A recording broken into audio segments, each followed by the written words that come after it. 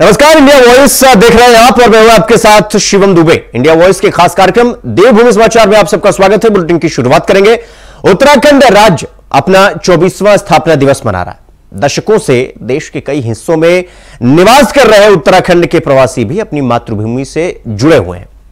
अलग अलग क्षेत्रों में अपनी योग्यता और कौशल से राष्ट्र और उत्तराखंड का नाम रोशन करने वाले राज्य के प्रवासियों को धामी सरकार ने सम्मानित किया। सीएम पुष्कर सिंह धामी की पहल पर पहली बार प्रदेश सरकार प्रवासी उत्तराखंडी सम्मेलन कर रही है। दून विश्वविद्यालय में प्रवासी उत्तराखंडी सम्मेलन का मुख्यमंत्री पुष्कर सिंह धामी ने दीप प्रज्वलित कर शुभारंभ किया। इस दौरान मुख्यमंत्री ने प्रवासी उत्तराखंड परिषद गठन करने की घोषणा की। प्रवासी उत्तराखंडी सम्मेलन में उद्घाटन सत्र को सीएम धामी ने संबोधित किया। उन्होंने प्रवासियों से कहा कि अपनी जड़ों से हमेशा जुड़कर रहें।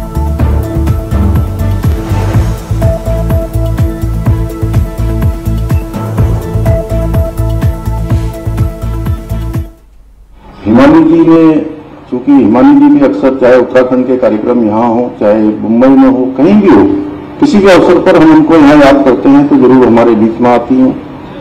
और हमारे लोक गायक, जिनको पूरे विश्व में जिन्होंने उत्तराखंड को ले गए, आदरणीय श्री नरेंद्र सिंह नेगी जी, भास्कर खुलबी जी समेत विश्वास टावर जी और हम सबको जिन्होंने ये परिसर उपलब्ध कराया है। और अंदर आए तो हम सदैव पूज्य नित्यानंद जी के नाम से ऑडिटोरियम बना है, इस विश्वविद्यालय की कुलपति प्रोफेसर सुरेखा डंगवाल जी।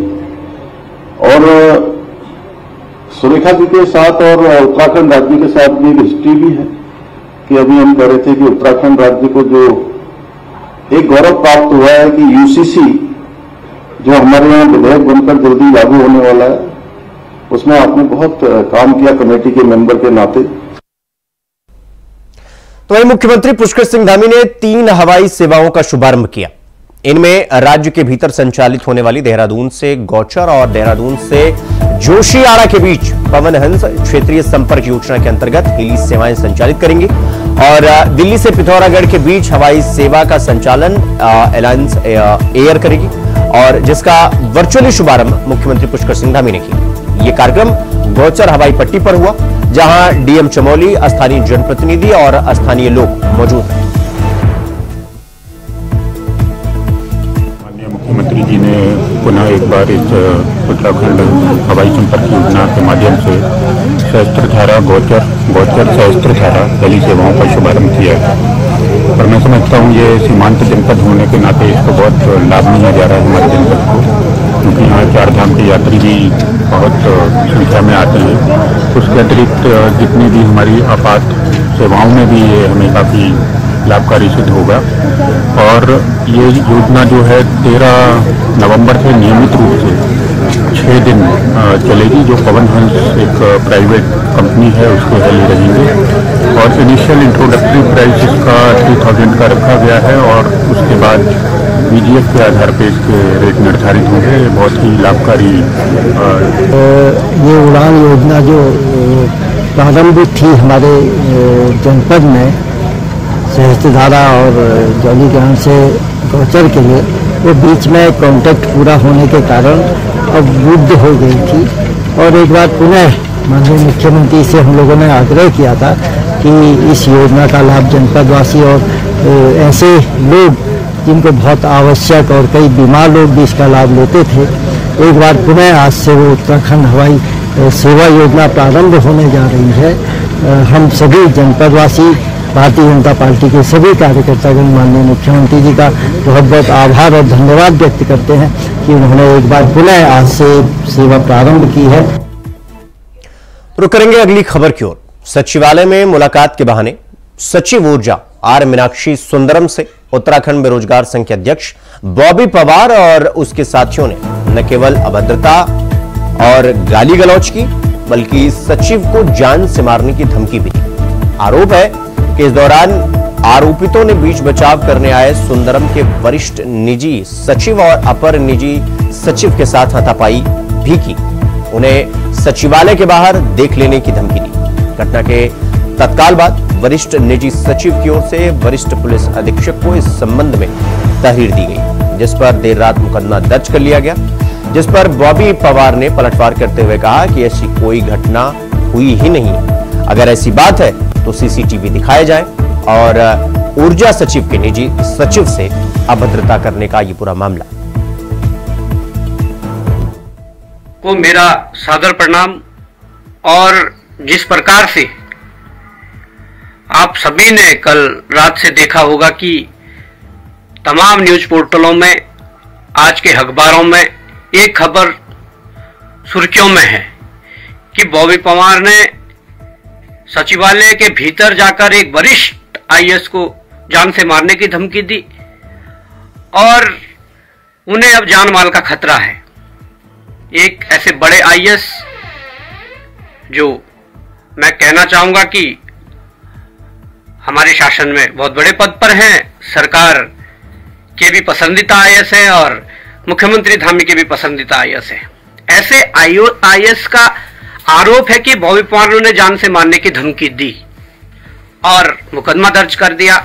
और मैं देख रहा हूं कि डीजीपी तक का बयान है कि बॉबी पवार पर कार्रवाई की जाएगी। निश्चित तौर पर अगर कोई कानूनी कार्रवाई इस पे बनती है तो आप करिए, पर मैं ये कहना चाहता हूं कि जिस प्रकार से आईएएस जो है मीनाक्षी सुंदरम, उन्होंने जो अपना पक्ष रखा है, जिस प्रकार से मैं न्यूज पोर्टलों में देख रहा हूं, आज सुबह के अखबारों में देख रहा हूं कि बॉबी पवार आए और कोई टेंडर को लेकर दबाव बना रहे थे, तो मैं आईएएस मीनाक्षी सुंदरम को भी कहना चाहूंगा और एफआईआर लिखने वाले अधिकारी को भी कहना चाहूंगा कि सौगंध है मुझे उस मासूम महाराज की कि अगर इस प्रकार के झूठे आरोप बॉबी पवार पर लगाने लगे कि तुम टेंडर को लेकर आए थे और ये तमाम प्रकार के जो झूठे आरोप हैं, तो सौगंध है उस मासूम महाराज की कि हम इस लड़ाई को और मजबूती से लड़ेंगे। अब सच्चाई क्या है? आपने तो टेंडर का आरोप लगा दिया। क्या बॉबी पवार ठेकेदार है? क्या बॉबी पवार ठेकेदारी करता है? पर सच्चाई यह है कि जब आप जैसे अधिकारियों ने हमारे द्वारा पूर्व में उठाई गई आवाज, जो अनिल कुमार यादव जो यूपीसीएल के एमडी है, रिटायरमेंट के बाद उनका 2 साल का सेवा विस्तार देना और एक ऐसे अधिकारी का जो भ्रष्टाचार में लिप्त है, जिन पर लगभग 200 करोड़ भ्रष्टाचार करने का आरोप है या उनकी संपत्ति जो 200 करोड़ अवैध तरीके से कमाई गई है उसके आरोप है।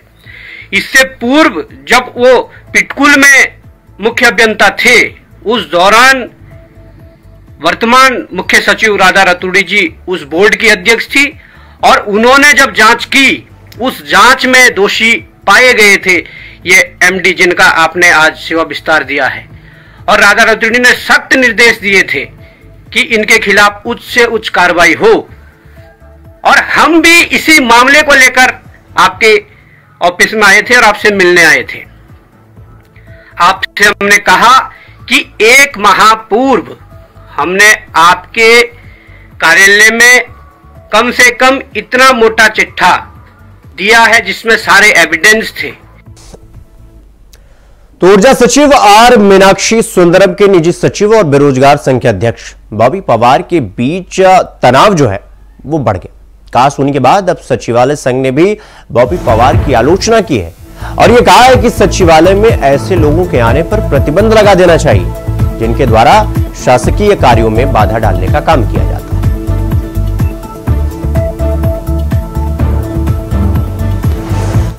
जो सोशल मीडिया पर बयान अभी सुनने को मिल रहा है, तमाम मीडिया के साथी शायद कुछ कंफ्यूजन की स्थिति में है और कम्युनिकेशन गैप इतना भर है कि कल का जो बयान दिया गया था वो किसी व्यक्ति विशेष द्वारा सचिवालय में की गई मारपीट को लेकर था और ऐसे लोगों का एंट्री पर प्रतिबंध लगाने की बात की गई थी जो कल की घटना घटित हुई। इसे आम लोगों से जोड़ा जा रहा है जो बिल्कुल बेबुनियाद है और गलत है और ये धारणा कभी भी हमारे मन में मस्तिष्क में नहीं है। और पिछले 10 सालों से हम कर्मचारी यूनियंस की राजनीति कर रहे हैं और आम जनमानस के लोग हमारे पास आते हैं, तमाम तरह के विभाग हमने देखे हैं और तमाम तरह के विभागों में हम लोगों ने काम किया। इस तरह की भावनाएं कभी जागृत नहीं हुई है और जो भी कम्युनिकेशन गैप है, इस तरह से कम्युनिकेशन गैप नहीं होना चाहिए। मीडिया के साथियों द्वारा जो ये सोशल मीडिया में प्रचार प्रसार हो रहा है ये बिल्कुल गलत है और जहां तक है इस घटना की बात, हम आज भी इस घटना की निंदा करते हैं। किसी भी व्यक्ति को, किसी भी बाहर से आने वाले व्यक्ति को यह अधिकार नहीं है कि वो किसी भी सरकारी कर्मचारी को ड्यूटी पर मारपीट करे, उसका कॉलर पकड़े। और वो सचिवालय के वो तमाम साथी कभी ना कभी हमारे सहयोगी हैं और सहयोगी के साथ साथ उनका प्रतिनिधित्व हम लोगों ने किया। इसी आधार पर वो बयान दिया गया था और बयान आज भी कायम है। ऐसे लोगों से तात्पर्य मारपीट करने वाले बॉबी पवार सरी के लोगों के लिए है, ना कि आम पब्लिक के लिए। तो यहां पर रुकेंगे एक छोटे से ब्रेक के लिए, खबरों का सिलसिला जारी है, फौरन लौट रहे हैं। तो ब्रेक के बाद एक बार फिर आप सबका स्वागत है मेरे साथ। रुक करेंगे अगली खबर की ओर। उत्तराखंड सरकार राज्य की स्वास्थ्य सेवाओं को बेहतर करने की दिशा में कार्य कर रही है और इसी के मद्देनजर सरकार ने जनहित में 108 यानी आपातकालीन इमरजेंसी एम्बुलेंस सेवा 108 की जवाबदेही तय करने के साथ ही रिस्पांस टाइम को भी कम कर दिया है। स्वास्थ्य मंत्री डॉक्टर धन सिंह रावत ने बताया कि किसी भी दुर्घटना के बाद मौके पर तय समय सीमा के अंतर्गत न पहुंचने वाले 108 एम्बुलेंस वाहनों पर पेनल्टी भी लगाई जाएगी। इसके अलावा किसी भी प्रकार की दुर्घटना होने पर 108 एम्बुलेंस का रिस्पांस टाइम पर्वतीय क्षेत्रों के लिए 20 मिनट जबकि मैदानी क्षेत्रों के लिए 15 मिनट का समय तय किया गया है। आपने देखा होगा कि 27 एम्बुलेंस मैंने वहाँ भेजी है और अब हमने रिस्पांस टाइम जो एम्बुलेंस का 20 मिनट कर दिया है पहाड़ के लिए और मैदान के लिए 15 मिनट कर दिया है। अगर कोई भी एम्बुलेंस अगर 15 मिनट में नहीं पहुंचेगी तो 3 गुना उसको फाइन डाला जाएगा। तो काफ़ी बड़ी कार्रवाई हम लोगों ने किया। मुझे लगता है कि स्वास्थ्य के क्षेत्र में आप देखा होगा, कल आपने कि हमने 6 जो घायल मरीज हैं उनको एयरलिफ्ट कराया और उनकी जान बचाई। तो काफ़ी काम स्वास्थ्य के क्षेत्र में हो रहा है और धीरे धीरे हम पूरे राज्य में आगे बढ़ रहे हैं। तो खबरों में आगे बढ़ेंगे। अगली खबर उत्तराखंड से है, जहां 108 आपातकालीन एम्बुलेंस सेवा की सुविधा दे रही कंपनी के जनरल मैनेजर अनिल शर्मा ने एम्बुलेंस सेवा की रिस्पांस टाइम में किए गए परिवर्तन को जनहित में बताया है। उन्होंने कहा कि कंपनी की कोशिश भी यही है कि जल्द से जल्द मौके पर एम्बुलेंस को पहुंचाया जाए और कंपनी की ओर से रिस्पांस टाइम में बेहतर सुधार भी किए गए हैं, लेकिन कुछ परिस्थितियों में जाम, टूटी सड़क और घटनास्थल की दूरी पर देरी की संभावना हो जाती है। जिम्मेदारी हम पहले से भी मानते हैं और विगत वर्षों में रिस्पांस टाइम में अच्छा सुधार हुआ है। चाहे मंत्री जी बोले, हमारा सबका उद्देश्य ये है कि आपातकालीन सेवा समय से जल्दी से लोगों तक पहुंचे। इसके लिए विभिन्न स्तरों पर काम हो रहा है। जैसे मंत्री जी ने बोला कि नंबर ऑफ एम्बुलेंस भी बढ़ाई जा रही है, तो एम्बुलेंस की डिस्टेंस कितनी होती है, सड़क पर जाम रहता है, कभी रोड टूट जाती है। तो ये बहुत सारे फैक्टर होते हैं जिसके कारण किन्हीं परिस्थितियों में देर हो जाती है। लेकिन बहुतायत में हमने विगत वर्षों में देखा है कि 10 से 12 मिनट का इंप्रूवमेंट हुआ है रिस्पांस टाइम।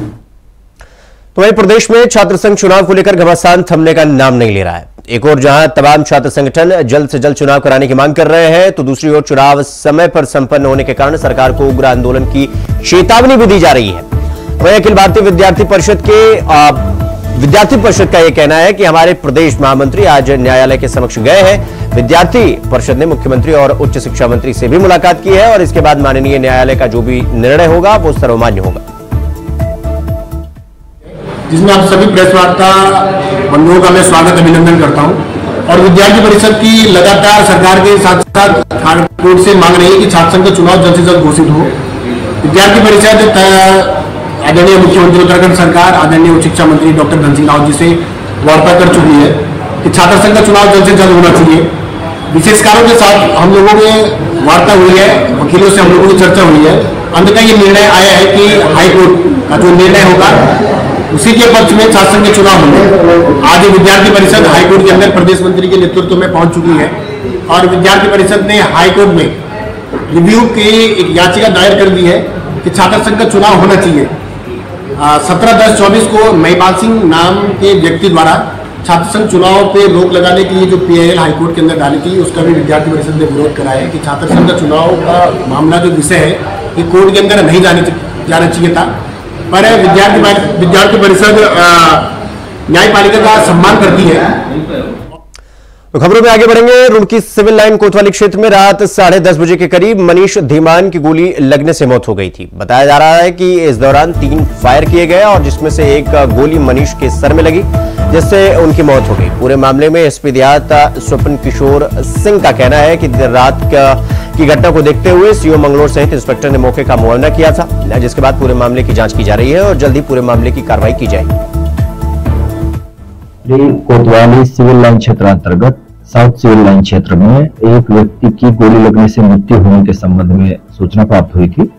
उक्त सूचना पर मौके पर मैं सीओ मंगलौर और इंस्पेक्टर रुड़की सभी लोग गए थे। मोबाइल फोरेंसिक यूनिट की टीम भी आई थी, जहां से सभी संभावित पहलुओं से छानबीन की जा रही है और एविडेंस कलेक्शन का कार्य किया जा रहा है। पंचायतनामे की कार्रवाई अमल में लाने के उपरांत पोस्टमार्टम की कार्रवाई अभी प्रचलित है। जो भी पोस्टमार्टम में मृत्यु का कारण पता चलेगा, उससे इस प्रकरण पर अतिरिक्त रोशनी पड़ सकेगी और जो तथ्य प्रकाश में आएंगे उसके आधार पर अग्रिम विधिक कार्रवाई अमल में लाई जाएगी। बिना पोस्टमार्टम रिपोर्ट के कोई भी टिप्पणी करना समीचीन नहीं है। जब तक पोस्टमार्टम रिपोर्ट से मृत्यु के वास्तविक कारणों की जानकारी नहीं मिलती, तब तक कोई टिप्पणी करना उचित नहीं होगा। रुक करेंगे अगली खबर की ओर। अगली खबर देहरादून से है, जहां आबकारी विभाग ने बड़ी कार्रवाई की है। आपको बता दें कि आबकारी विभाग ने देर रात मुखबिर की सूचना पर अवैध शराब का गोदाम बरामद किया। साथ ही 2 आरोपियों को अभियुक्त पंकज और राकेश वर्मा को गिरफ्तार कर लिया गया है। आपको बता दें कि आरोपी के घर से पुलिस ने इंपोर्टेड शराब भी बरामद की है।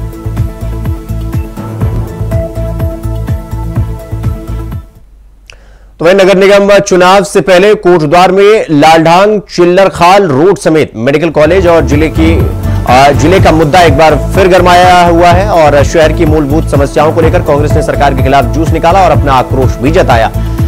बड़ी संख्या में सड़कों पर निकले कांग्रेस महिला कार्यकर्ताओं ने सरकार के खिलाफ नारेबाजी की। कांग्रेस का आरोप है कि कोटद्वार शहर में सालों से तमाम समस्याएं बनी हुई हैं, साथ ही कई मांगे हैं जिन पर अभी तक कोई काम नहीं हुआ।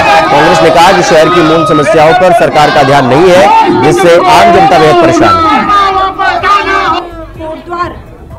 कोटद्वार के लिए जो जन समस्याएं हैं, बहुत ज्यादा जन समस्याएं कोटद्वार की, और उसको लेकर हमारी कांग्रेस पार्टी द्वारा यहाँ पे एक धरना प्रदर्शन है, रैली के रूप में उसको दिया गया है।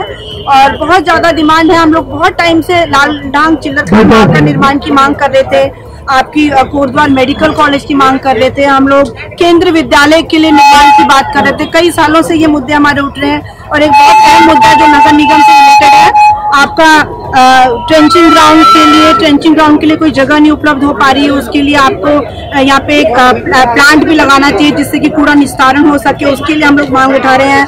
स्वास्थ्य सुविधाएं कोटद्वार में बहुत ज्यादा एक चिंतनीय विषय है। यहाँ पे ना डॉक्टर्स है, ना टेक्नीशियंस है, मतलब कुछ भी नहीं है हमारे कोटद्वार में। अगर मेडिकल कॉलेज रेफर सेंटर बनके, मेडिकल जो हमारा ये जो हॉस्पिटल है, ये रेफर सेंटर बनके रह गया है। और पूरे मैं कहती हूँ उत्तराखंड में फेमस है। जैसे कोटद्वार का अगर एक सौगात दी गई थी माननीय सुरेंद्र सिंह नेगी जी द्वारा, एक बहुत अच्छी सौगात हमारे कोटद्वार की और पहाड़ों की जनता को दी गई थी, लेकिन ये एक रेफर सेंटर बन गया है। हमारा मोटर नगर का जो एक गड्ढा है, वो मौत का कुआं बना हुआ है, उसमें भी। तो इसी खबर के साथ देवभूमि समाचार में इतना ही। देश और दुनिया की तमाम खबरों को देखने के लिए देखते रहिए इंडिया वॉइस। नमस्कार।